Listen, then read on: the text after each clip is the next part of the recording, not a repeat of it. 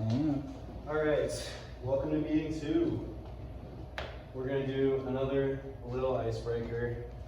We just want you to give us your name and answer the following question. What is your favorite place in T-Town and what do you like to do there?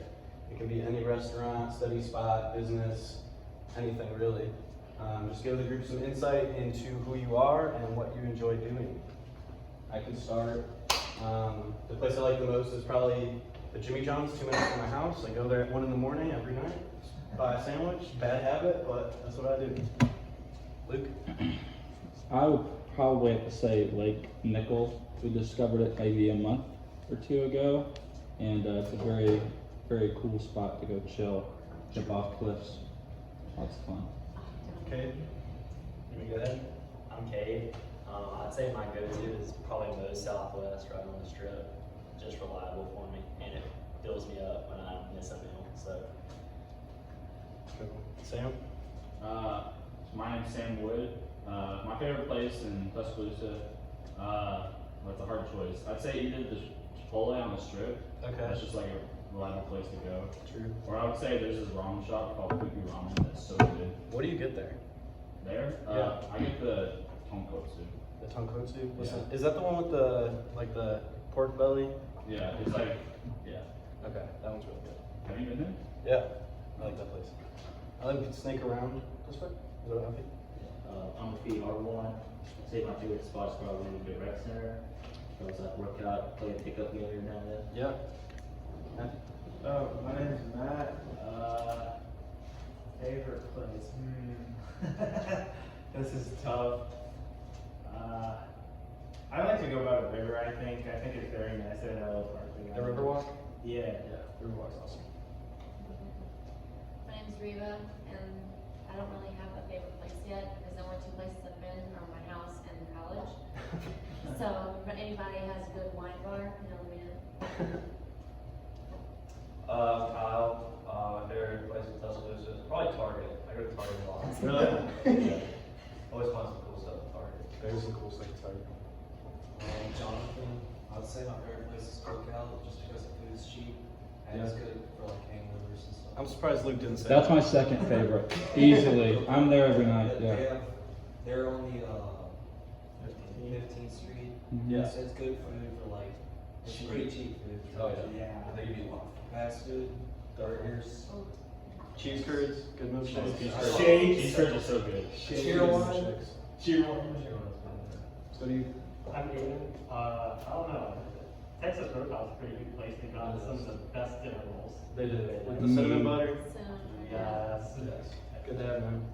So, my name's Josh Daniel, and mine would probably be the Wit Center, because I work out there. They have a really good deli place there. Oh, with the paninis, right? Paninis. Yeah. Which one do Yeah, you get? I love good chicken bacon ranch paninis. Yeah. Right after That's so that. good. Levi, what's up, man? I'm way left. Do you have an answer? You just got here, I know that. Favorite place in T-Town? I haven't eaten a lot of places, but I guess I'm gonna have to say dining hall. The dining. All right. So we wrote down the questions from last week. You guys had a couple of them that we couldn't answer. The first one was can mining cryptocurrencies harm your computer? And the answer is yes. If you do not have enough fans in your computer and you're overworking your GPU, it can overheat and that's irreversible damage. So just make sure that you have some software that's monitoring the temperature of your internals if that's something that you want to do. I don't recommend ever doing it on a laptop, only a gaming PC with lots of fans. How much energy does crypto mining take? We're going to talk a little bit more about how it affects the environment as a whole, but as an individual, you'd probably spend about $1,500 over the course of mining 1 Bitcoin. So if you make 50K-ish off of mining, you'd spend $1,500 towards your energy bill to make that happen. And then, has any small crypto blockchain ever been overtaken? The answer is yes. In 2014, Bitcoin was overtaken by a 51% attack, which means that there was 51% of the hash power on the side of the attackers versus less computing power on the side of the good miners. So that chain was then overtaken. That happened to Bitcoin Cash in 2018, and happened to 2 other Ethereum tokens in 2016, but they were all able to survive it. They just took a short-term hit, so it was okay. What's the significance of the 10-minute blockchain window and what is Bitcoin having? We're going to go into that in detail in the next couple of slides, so I'll talk about that. And then, is there a greater reward for having more computing power? Yes. This is the monthly expected profit for different GPUs. So if you don't know anything about computers, your GPU is your graphics card, which means that when you're playing a game, the images that are loading up quickly are a result of your graphics card. The better graphics card you have, the faster your frame rate is going to be. That's how many pictures per second you're getting. That makes a video. So here we have the NVIDIA RTX 3080. That's the best graphics card that they have listed, and then the 1070 is the cheapest. So obviously, as you're going up in price of GPU, you're getting more money every month. And here are the prices of some of those GPUs, just to give you an idea of what it would be like as an investment. You'd consider the price of the GPU that you're buying. You'd also need a CPU, which is like the brain of your computer. It tells the other parts what to do. So if you wanted to make that investment, the best return on investment they have listed was the 3060 Ti. So if you wanted to just get a rig with a bunch of those and a CPU and just have it mine all day, as long as you had the fans, you can do it. And it'd be profitable. And NiceHash is a good website to do that. You just push a button and it does it. So now we go into the brokerages, and we're going to consider the ease of use, fee structure, mobile apps, security, unique features it offers, and then the currencies offered. And I also want to make this a little bit more conversational, so I'll probably ask a couple questions depending on what brokerage each of you use, if you don't mind helping me out a little bit in that. So can y'all raise your hand if you use either one of these platforms? Does anyone mind telling me why? Go ahead. Well, it was the first one. The thing I like is instant deposit. So if I just want to impulsively, hey, this coin's going up, I can put in $20 to my bank account and I can immediately buy the coin, even if I can't withdraw the money for a certain amount of time. I can still get that investment. And also Coinbase Pro, the fees aren't terrible. It's like 0.5% per transaction, which is, I think, fair. And the reason is there's a mobile app that's really effective, like you can go and check the price if I want. But there's also a desktop app that has an API, so if I want to write it into a program that can trade for me, I can do that as well. Anybody else? Go ahead. I originally started using Coinbase just because it was so easy to use, and it was very simple. And if I go to even Coinbase Pro or some other brokerages, all the graphs and stuff are very complicated.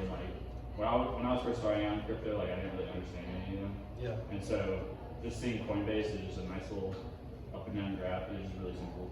Yeah, definitely. Go ahead. Yeah. So this is kind of discussing what y'all just mentioned. Coinbase is going to have a really simple user interface, but makes it really good for first-time users, and I honestly still use it myself because of the simplicity behind it. We see that there's 80 cryptos offered, which is one of the higher offerings from these platforms. It also gives educational rewards, which I really enjoy. So you get free money basically, and you have the potential, if it goes down, it goes down. It wasn't your money anyways. But in the future, that seems to just blow up. You just got a lot of free money. It's got high liquidity, which is, selling out of an asset, it's not gonna take long. You're not gonna have to jeopardize, losing money while you try to sell that. You can put news and alerts for crypto on your phone or whatever you choose to use, phone, computer, tablet, you get alerts for that. And then also it has cold storage, so it's gonna hold your cryptocurrency offline, which helps in the security factor. Only other thing is, like you were mentioning, it does have a little bit higher fees for Coinbase, the original version. It's also got a low altcoin selection, which some people really like and some people don't. I think it helps in the safety of investors because you don't have the chance of investing into something that isn't as known as much, or a coin or token that's not as prominent as one of the others. They really prided themselves on only supporting tokens that are established. Also limited trading options. You can only buy and sell. You can't set limit orders or anything like that. And then it does have traceable transactions, and some people prefer not to have theirs traced. Then we go to Coinbase Pro, which you can obviously see is a lot more technical, and then again, a lot more difficult to use for people who don't want to look at all those options and look at the graph there. But it again has high liquidity, very detailed charting if you want into the technicalities of the graphs and stuff like that. You do have multiple trade options, which is going to allow you to set limit orders, which will help if you're more of a trader. This is also better for traders, whereas Coinbase is more long-term investors because of those high fees. If you're running into high fees, you don't want to be transacting a lot, or you're going to lose a lot of money in that. And so the Coinbase Pro helps with that with lower fees. And you're exactly right, it's 0.5%. Also, you can see it can be a little overwhelming. It's data only, which what I mean by that is it doesn't have the educational features that crypto or Coinbase does. Also, doesn't have the rewards for education like Coinbase does. However, to get on Coinbase, you do have to, or Coinbase Pro, you do have to have a Coinbase account. So me personally, I use Coinbase more to get my alerts, my updates, my education from Coinbase, and then to make a transaction, I'll switch over to Coinbase Pro because of those fees, the lower fees. And so that would be the best thing for me, in my opinion, is if you do want those lower fees to have a Coinbase account. And even me, I don't love to look at those charts because I personally am a little bit more long-term investor. And so to have those shorter fees, I'll just switch over to Coinbase Pro. And like you said, it's so easy to get on your phone. And I'll switch over to my phone, buy it with a lower fee, have it sit in Coinbase Pro, and you can go back and look on Coinbase anytime you want to check that coin or token out. And those are a little bit of your fees, which I'll leave that up there for a second so y'all can compare that. Well, I got a question. Yeah, what's up? So you can buy something on Coinbase Pro and then it'll show up on your Coinbase? No, so it'll stay in your Coinbase Pro account. It is a little confusing, but so you have to have your Coinbase account. To have Coinbase Pro. And then you set up your Coinbase Pro through your Coinbase account. When you purchase it, it's going to sit in your Coinbase Pro, so I guess that is a little bit of a knock on that if you do open Coinbase, it's not showing up in that portfolio, it shows up in your Coinbase Pro portfolio. But personally, like, let's just say it's Ethereum. If you buy Ethereum, it's going to show up in that Pro account, but technically you would maybe know how much you have, and so you can switch over to Coinbase or a simpler user interface to kind of get a little bit easier charts and stuff like that. Does that answer that? You can go ahead and go to the next one. Next one is Crypto.com. If you don't mind raising your hands if you use this one. Okay, y'all mind telling me why? It has the best interest rates. It does. Do you care to dive into that at all? You don't have to. Well, yeah, so, to get the interest rates, you have to stake Pro. So Pro is their cryptocurrency for their platform. So you have to invest in their crypto. So, and when you invest in Pro, depending on how much you invest, you can get different card options. And with those different card options, you can get better and better interest rates. So, for Bitcoin, their interest rate is 8.5%, Ethereum is 8.5%, and USDC is 14%. So if you want to hold USDC, you can get 14% interest weekly. Yeah, you explained that perfectly. Couldn't say that. You care to say why? you Yeah, use it? I got it because I want to get Shiba Inu coin and no Gotcha. other app has it. Oh, You said crypto at the time, and I was Yeah. like, so I downloaded just for that. Yeah. Shiba's on Coinbase though, right? They just Yeah. added some Yeah. more Yes, recently, yes. yeah. I will say Crypto.com is a little bit more difficult to use. Like Right. it's not as user friendly as Coinbase. But once you like play with the app or whatever, it. Yeah, I know what you mean.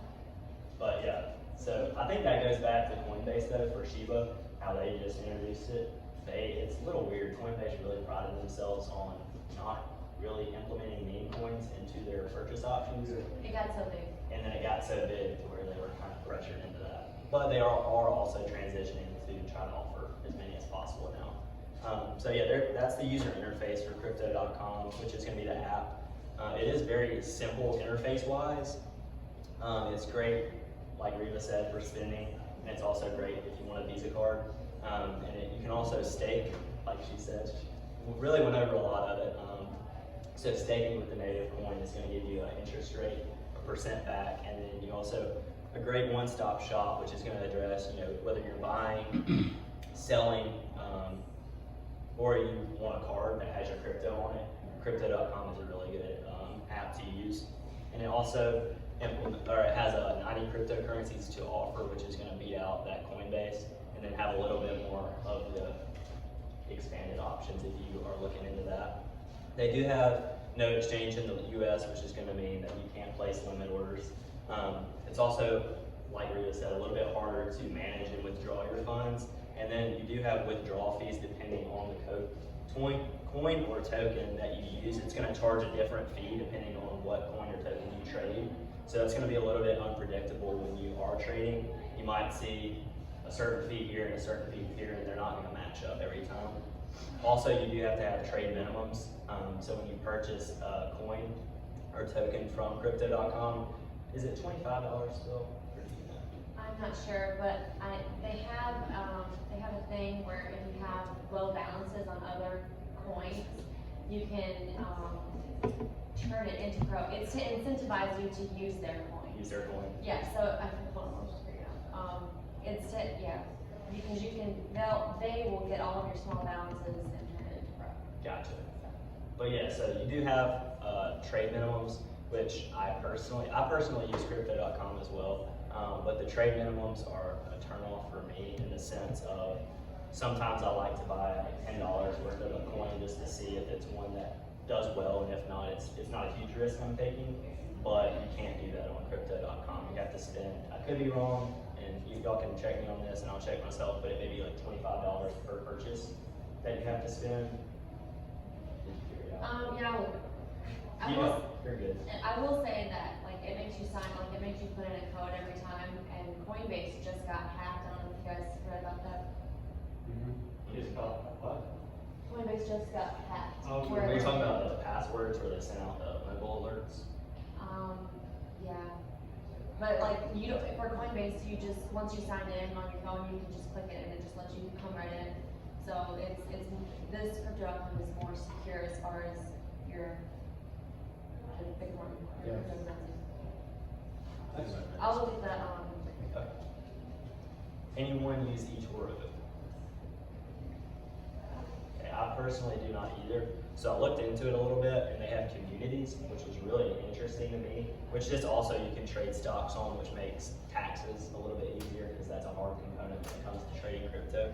But communities are going to be almost like an Instagram feed. So when you pull up a certain crypto on eToro, they're going to have a feed of articles, people that are prominent in the eToro space where you can comment, follow people, and just keep in track with them. So that was really unique for eToro.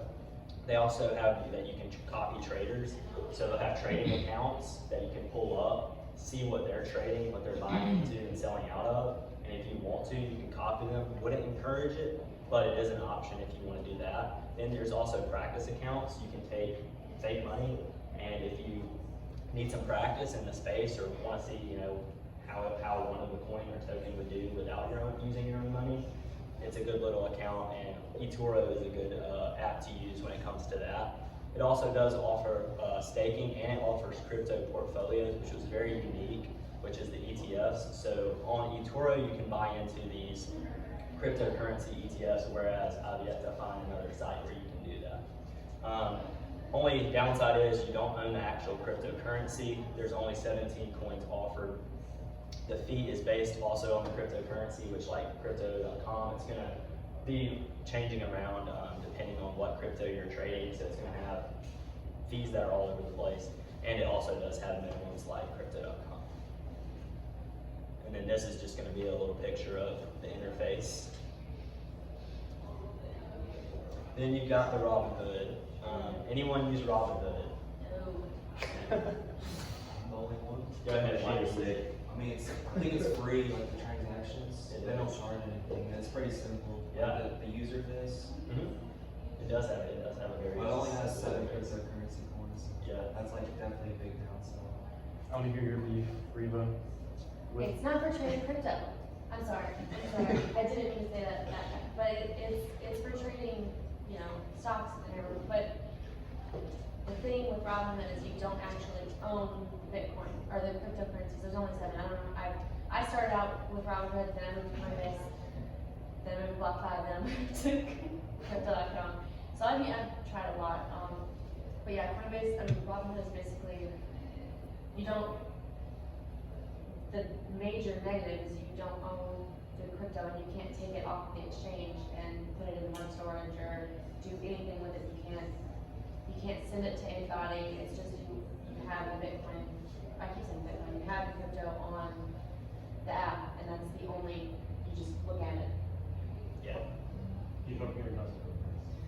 Yeah. No, I think they said they're adding wallets and there's a wait list right now, but Yeah. the wait list is like really long. Wait, so you can't like withdraw? You You don't. can.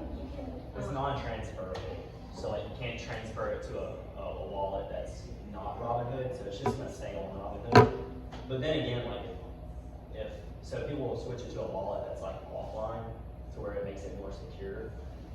But if you're trading on Robinhood and you don't really see yourself wanting to transfer it off, and you're okay with that risk, that's gonna be Robinhood, their risk they ran into with GameStop. I think they ran into it with the They wouldn't let you buy GameStop. They wouldn't let you trade. Yeah. That's another major thing with, I mean, that's not a crypto thing, that's just their platform in general. They shut off the ability to buy stuff. That's It why we should put not be trading. allowed. That's why we put the trading inconsistency with a lot of people who don't trust it anymore. No. I have a hard time trusting it because I was around for that. Not as well. I would. No, to say that, I actually do use it as well. For I do trading- too. For trading stocks. But you only use it for, so you don't use it for crypto. I use it for crypto. Wait, so I do. So I don't use it for crypto, I use it to like trade options. Yeah, okay. I could like withdraw. So you don't actually own the crypto. It's like you're buying a stock that just moves with the crypto, Right. you're not Moves with it. actually buying So cryptocurrency. yeah. So that's why you couldn't transfer it to a wallet because you So don't, you don't you don't actually technically have have it. You're just kind of committing to The be price. in a tracing sort of process. Yeah, whereas with like Coinbase, you actually have a wallet and you can Right. move your coins out to something else. And also, I don't think it's completely feeless. I think it's a spread-based fee, where if you're buying crypto from somebody, which you always are, because that's just how the brokerage works, it's pairing you with a seller. If they're selling for a higher price than what's listed, and they can't find you another seller, you will have to buy it at that higher price, and then that spread, I believe, So you part of don't it see that. goes to Robinhood. You don't see that, I don't think. You don't. You know, It doesn't It's show like you a that. hidden. it's just a hidden It's a fee. hidden. And if you don't do a limit order, it'll be a big hidden fee too. I've run into that. Yes. Is it like that Do not do significant? limit orders. Like, Yeah, there was one point where I didn't put a limit order. I lost a good amount. I forget what it was, but the spread was huge. See, It was I'm really really significant. I personally haven't ran across that, but also I don't trade in a lot of. I don't have like a lot of value in it, so I just kind of mess around. But all I have to say, I don't want it to scare you away. Something I learned from stocks is when you like, I think it's called a wash sale. Whenever you sell at a loss and then like you rebuy, that screws you over. Yeah, if you rebuy after, then you can't claim that loss on your taxes, I right? mainly use Fidelity. I don't use Robinhood, but that's only for stocks. Like I had like a big W. Yeah, I think that means wash sale. So I kind of screwed it. yeah. That's something we will have to talk about because I want you guys to know about that because that definitely does come up and people don't know. They don't tell you, so. Yeah, I will say a couple more things. So like if you do trade stocks on there, you do get to trade stocks and crypto. Helps with your taxes and the simplicity of that. Commission free.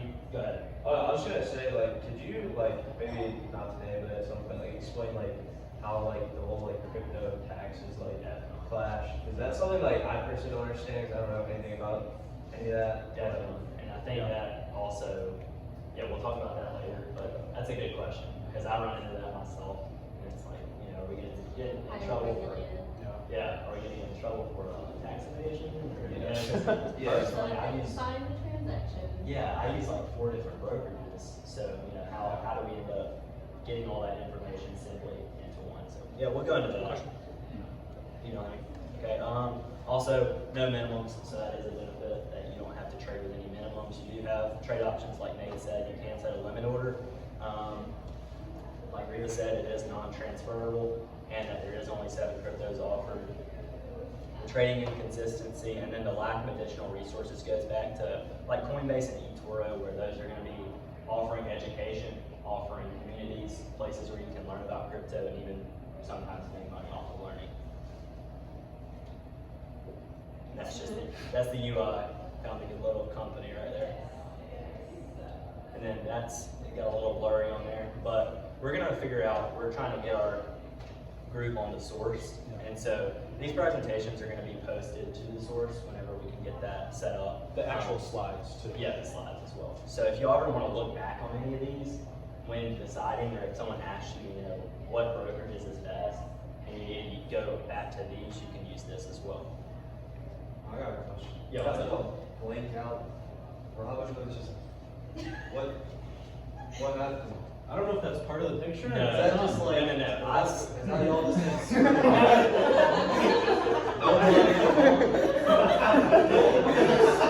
I screwed up, guys.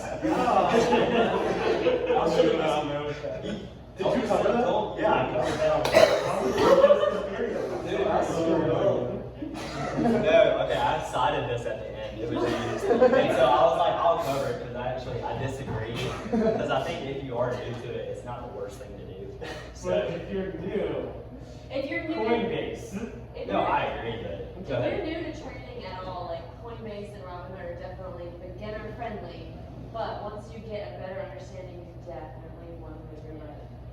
Fidelity and Webull are good options for like stocks. If- Webull gives you 4 free stocks, I think. Yeah, they Yeah, they're good. But I think people just have really strong opinions about Robinhood because, like we said, they have those hidden fees, and then they have that whole trust issue with GameStop and all those other meme stocks. So people hate Robinhood, but it's not that bad. All right. So before we deep dive into the altcoins and the stable coins, I really want to talk about just get more into Bitcoin, kind of how the supply and demand works there, so we can understand what these new innovations that these altcoins are trying to do that Bitcoin isn't doing. So Satoshi Nakamoto, he's the one who started it, and he's supposedly a Japanese man, but people speculate that he's a woman or he's a group of people, a group of cryptographers. Nobody really knows. It's a mystery. Satoshi is just a pseudonym, but he has mined over 1 million Bitcoin since 2009, which is around 10% of all the Bitcoin that exists today. So that's $64 billion. When it started, it was worth, I think, 0.8 of a penny, and now it's $50,000. So obviously he was able to rack it up. Coinbase fears Satoshi a lot because, like I said, he has 10% of all Bitcoin. If he sold it, I mean, could he really sell that much all at once? Maybe, I don't really know. But if he did, or even if he was just revealed to be somebody with malicious intent, it would really just disrupt the crypto market, all of it as a whole. So they're just really afraid of that happening. Because if Nakamoto was individual, not only do you have somebody who has $64 billion to themselves, but they can make decisions as an individual. They don't need, a group consensus to go forward with whatever decision they might be coming up with. So that's just a little background information about him. But let's talk about Bitcoin supply and halving. So stocks, your supply is coming from companies wanting to raise money for their just their operations. So they're offering equity in exchange for money. So if companies are releasing those, their supply of stocks is going up. Also, people wanting to sell stock gives supply. And then the demand comes from if they like that company. If that company's doing well, if they're promising growth in the future, that would increase demand for stocks. And then for fiat, obviously we talked about last meeting, the supply is from the Fed and interest rates, and demand for fiat is just why you would want to have fiat. I don't know why you would. But Bitcoin is like digital gold. Its supply is limited to 21 million coins. And there's already 18.5 million coins, so we only have about 3 million to go. And that sounds like we're about to run out, like we're about to have created them all, but it's actually not projected to be 21 million coins until like the year 2140. So at least 100 years. And that's because of this, Bitcoin halving. So what does that mean? Well, new coins, like we were talking about last meeting, are introduced one block every 10 minutes. So the significance of that 10-minute period is just to be releasing one block at a consistent rate. But the amount of Bitcoins that are in a single block is changing every 4 years. Roughly every 4 years, it's halved. It's reduced by 50%. So in 2009, if you solved one block on the Bitcoin chain, the miners that helped solve that block would split 50 Bitcoin. And then in 2012, the first halving occurred, and now it's 25 Bitcoin. And it sounds like they're making a lot less money, but you have to also think that the price of Bitcoin is going up, so you're making more for each coin. So the percentage of the block reward, and this was our question from last meeting, the percentage of the reward goes to the individual who helped the most, who had the most hash rate through their GPU. And you can see after each of the Bitcoin halvings, which was at the white line that you see in each of these boxes, there was a rally. So that's just something to keep in mind. So we talked about supply. These are a couple more factors that would influence demand for Bitcoin, so things we have to keep in mind that would influence the price. Obviously the cost of producing a Bitcoin through the mining process, the rewards issued to Bitcoin miners for verifying transactions. People aren't going to want to buy blockchain, or people aren't going to want to buy Bitcoin if it's not profitable for miners to create them. And the number of competing cryptocurrencies doesn't help Bitcoin, because obviously then there's more options for you to choose from. You can leave Bitcoin for alternative coins, but that's true about cryptocurrencies. If more come out, then that one's going to become less popular. The exchanges on which it trades, if it's easier to access, obviously there's going to be more demand. And then government regulations and internal governance. So any sort of changes with its structure or how it's regulated, things like that will affect how people want to buy them. So we can talk a little bit about the booms and the busts. So if you paid attention to the year-to-date graph of Bitcoin, you can kind of realize that it's sort of a 4-year cycle, kind of in line with the Bitcoin halving. There's usually a run-up on that first year of the cycle, and that's followed by a brutal bear market where you have an 80% loss. You can see that somewhat over here too. And then an accumulation phase prior to recovery and continuation. But there is a CEO of Bitcoin Forecast who has been historically really accurate. His name is Willy Woo, and he thinks that the cycle is ending, that we're going to have somewhat of a drunken walk upward versus the 4-year cycle where you see that 80% reversal. And the reason for that is because there's a lot more holders of the coins versus day traders. There's a lot of people who want to go out and catch those spikes day to day. But as major institutions and big money investors are taking crypto seriously, there's more people that are holding onto them long term that have a lot invested. So we might see those giant losses go away a little bit, but there is something that you can do called a put, which is a contract that you can enter where you're basically betting that the price is going to go down. So there are a lot of institutional investors who will kind of agree to short a stock or a crypto, and that just means kind of putting in a put altogether, betting that it's going to go down, and you can even influence the market if you have enough power to make the crypto look bad, so you can make that short-term money and get out. So that's just kind of, as people are taking it seriously, they're doing less of the puts, they're doing less of the day trading. So that's just kind of his hypothesis, but that's under debate. So does anybody have any opinions on that? Like, do you agree with him? Do you disagree with him? I definitely think that it's not going to be an 80% loss, but there's going to be a lot of hodlers that are waiting for the bull market. And Yeah. as soon as they think that it's peaking, they're gonna sell and it's gonna be substantial. True. So, I think that as long as people see Bitcoin and other coins as an investment strategy rather than just a currency, it's always gonna be volatile. And Yeah. we can't really predict these cycles. It's just kind of, especially now, it's just kind of random. Like Elon Musk could tweet Bitcoin to the moon and you could see like threefold increase. Yeah. Which happens a lot. well, that's more short term. Agree. The volatility is definitely, short term is not good, but long term, it increases like 200% on average a year. Yeah. So if, long term, if you're looking at a 10-year span as opposed to a month, you're definitely gonna see constant gains. Yeah. I As found it's opposed like to, a you know, infographic, like a wall, like, it was like comparing this bull run to like previous bull runs, like Yeah. 2017, 2013. Yeah. And there's like a trend that shows like during each cycle, the Yeah. bull run lengthens, but the ROI decreases. yeah. Interesting. Okay. So I'll have that- to look into that. I've never seen that one. Yeah. But this guy, he said that he looks at just kind of, he said he looks at the charts and it just didn't look like the last 3 bull runs.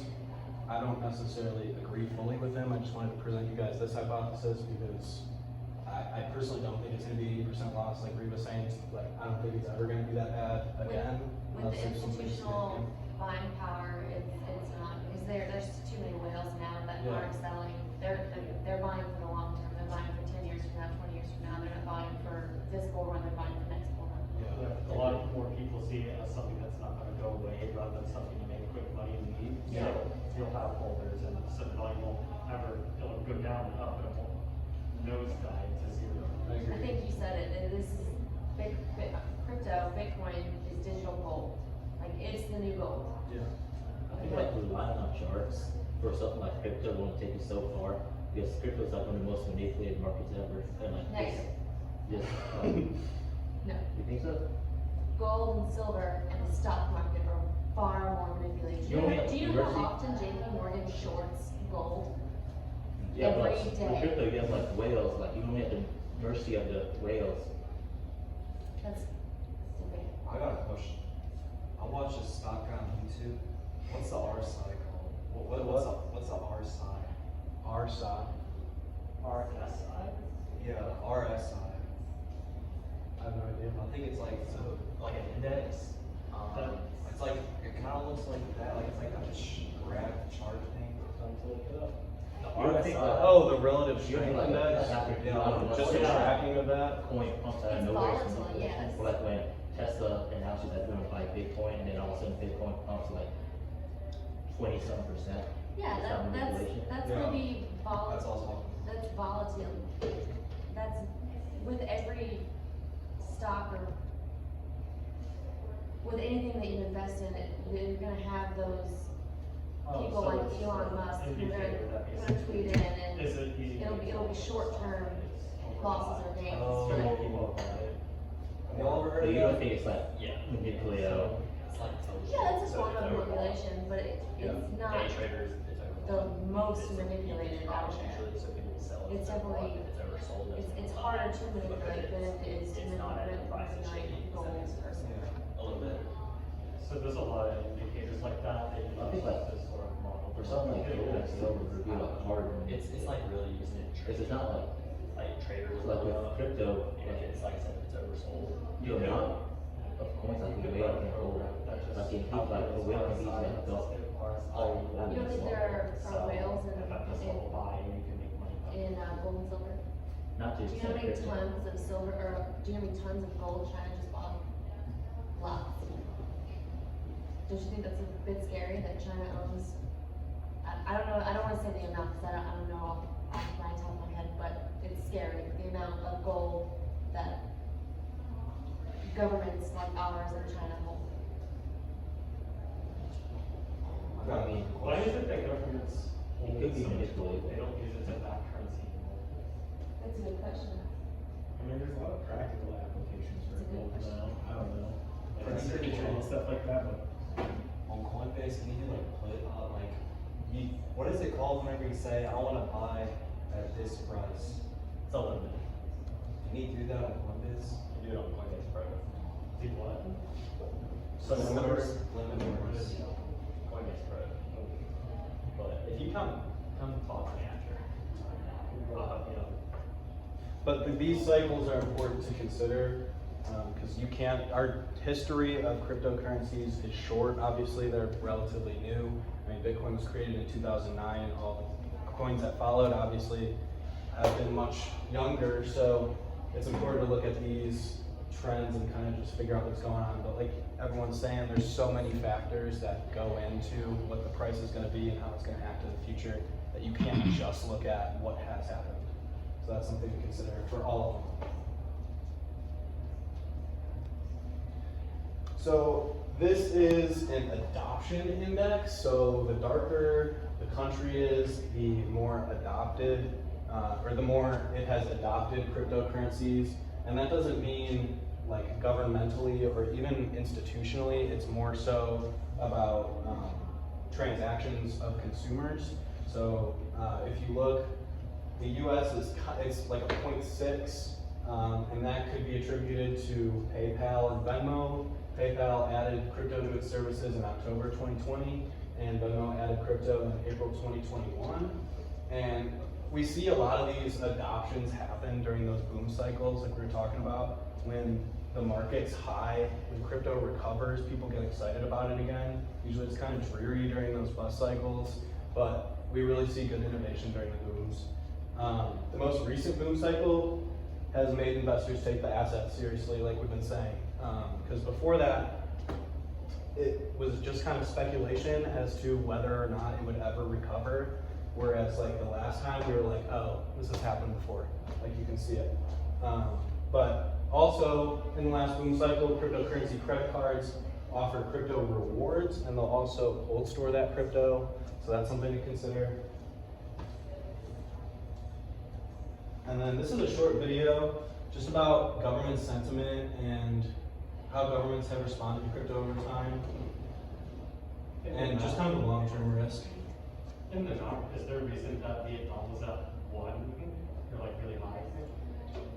That's a good question. It was like bright red, wasn't it? Yeah, they were like super. Is that Vietnam? I'm not great at geometry. Yeah. Geography. Geography. Oh wow. Yeah, okay. I'll look into that for next time, because that is interesting. I do want to know that. Ukraine, Pakistan, India.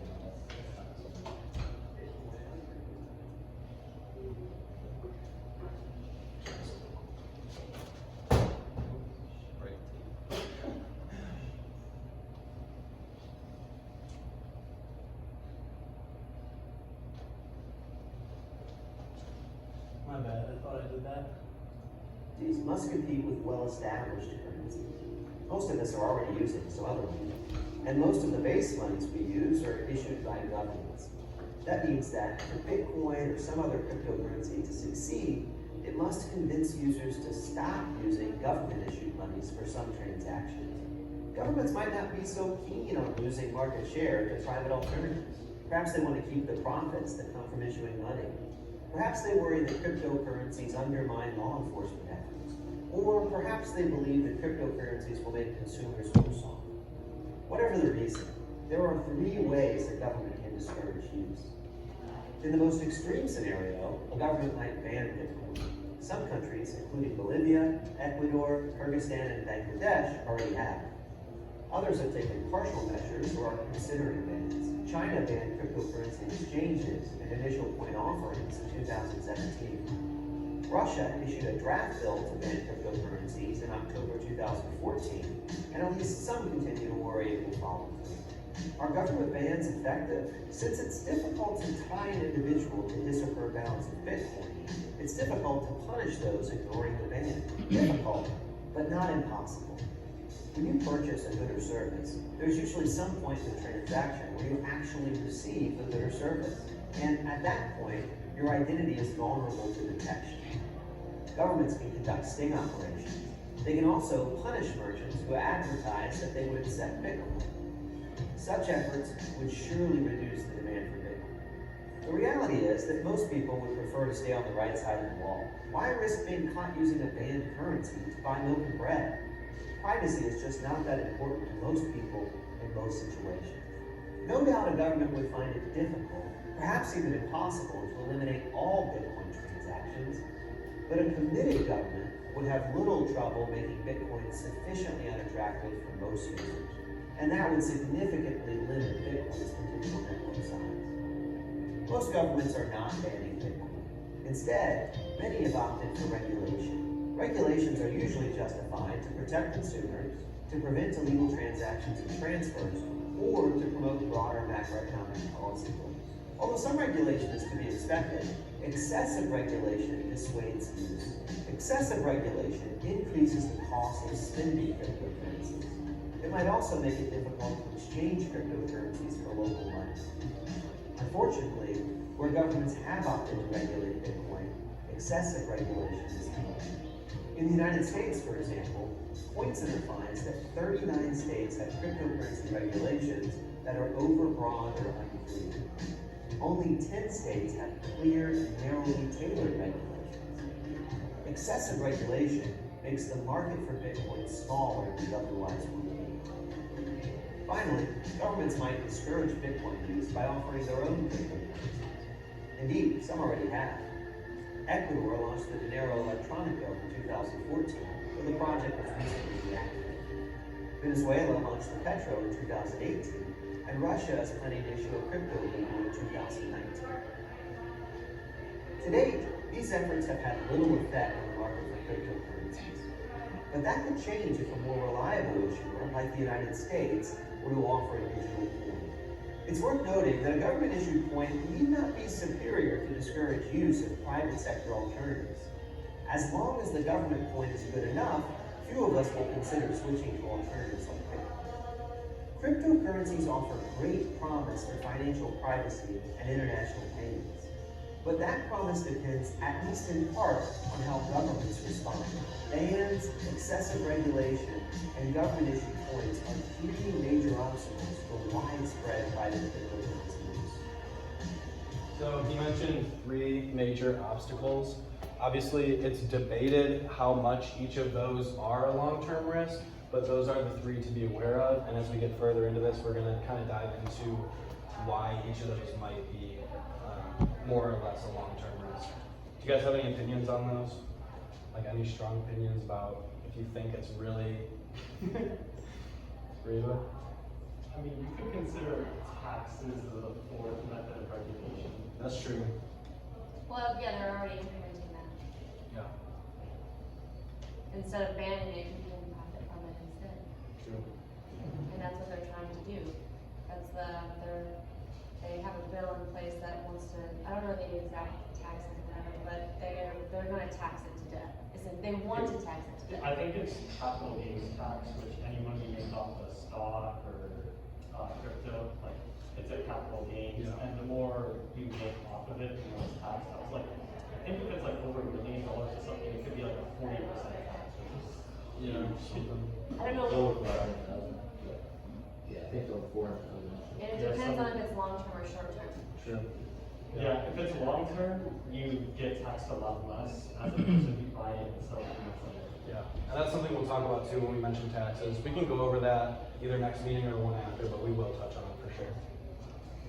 And I think that was pretty much everything. We do have one thing we want to tell you guys, and that's we're planning on making a committee of specialists within this group. So if you have any like niche interests, like I know somebody who's really interested in NFTs, I know somebody who's really interested in mining. If you have any niche interests and would want to give like a 10-minute presentation during one of the meetings and just have that sort of semi-leadership role that you could put on a resume and look pretty good, let us know for sure. But we want to do a quick closing discussion, real quick. Just give us one piece of feedback. It can be something you found interesting, something you want us to continue or stop doing, how can we improve, or a suggestion for topics you want to see in the future. Sam, do you have one? Let me give you a second. Off the top of my head, I'll think about it. Okay. Yeah. Methods of legally evading crypto taxes. Yeah. Stop Okay. the video. Stop the video. Alright, so what you do is then you translate it or you convert it into this currency and then you convert this currency into US dollars. You You get have an taxed. arbitrage opportunity. You get taxed for converting though. You do.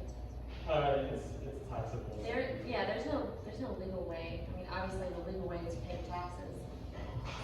But there's loopholes, I'm sure. It has to exist. So, yeah, they can't monitor every, it's difficult to monitor every transaction, so, and I feel like you're rich enough, there's always a loophole. There's always a yeah. True. I mean, And the lucky ultra you are. wealthy, they avoid that capital gains tax. They have ways. I think what they do is that they'll take a loan out of the bank, from the bank, and then they'll borrow against their stock. Yeah, it's collateralized loan. Yes, so they only pay the interest on the loan rather than the capital gains tax from selling the stock. I'll look into that. You can talk about it. Joe? I liked the graph that said like GPU and like how much money you can make off of that. I would just say right now I'm trying to like build a PC right now. Yeah. And I will say that finding GPUs are very difficult right now. Like a shortage? Yeah. Yeah, There's there's like a huge shortage. Because semiconductors in general are just shortage, because when they shut down the entire supply chain during COVID, Yeah. Well, they're not making the chips. they just literally, the lead time it takes to build semiconductors is so long